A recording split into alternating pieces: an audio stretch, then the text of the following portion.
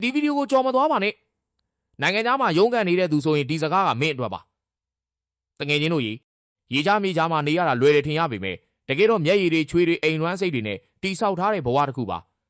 တချို့နေ့တွေမှာအလုပ်ပင်ပန်းလုံးလို့စားခြင်းစိတ်တောင်မရှိဘူးတချို့နေ့တွေမှာမိသားစုကိုလွမ်းလုံးလို့တိတ်တိတ်လေးငိုရတဲ့ညတွေရှိတယ်ဒါပေမဲ့ဘဝကခက်ခဲလာတဲ့သူများကိုနင်းချဖို့မကြိုးစားပါနဲ့သူများကြာရှုံးတာကိုကြည့်ပြီးကိုယ့်အောင်မြင်မှုမတိဆောက်ပါနဲ့အဲ့ဒီစားဖရားတရားကိုသတိရပါမိဘတွေရဲ့ကျေးဇူးကိုမမေ့ပါနဲ့ကိုအားပေးခဲ့တဲ့သူတွေကိုကျေးဇူးတင်ပါဘဝမှာကံကောင်းခြင်းဆိုတာရုပ်တရက်ကြလာတာမဟုတ်ဘူးစိတ်ကောင်းရှိသူစီတီးခန့်နိုင်သူစီစူးစမ်းနေသူစီအချိန်တိုင်းရောက်လာတတ်တယ်ဒီနေ့မင်းရင်ဆိုင်နေရတဲ့ခက်ခဲတွေဟာမင်းကိုဖြိုလဲဖို့မဟုတ်ဘူးပိုတန်ပါတဲ့လူတစ်ယောက်ဖြစ်လာဖို့လေ့ကျင့်ပေးနေတာပါဒါကြောင့်လက်မလျှော့လိုက်ပါနဲ့မင်းရဲ့မျက်ရည်တွေမင်းရဲ့ပင်ပန်းမှုတွေမင်းရဲ့အနစ်နာခံမှုတွေဒီနေ့မှာတေချာပေါက်အကျိုးရလက်ပြန်ပေးလိမ့်မယ်ဒီဗီဒီယိုအဆုံးထိကြည့်ခဲ့ရင်ကိုမန့်မှာကျွန်တော်အားမလျှော့ဘူးလို့ရေးခဲ့ပေးပါမကြခင်ကံကောင်းခြင်းတွေအောင်မြင်မှုတွေကမင်းစီရောက်လာတော့မှာပါအားတင်းထားတော့တငယ်ချင်း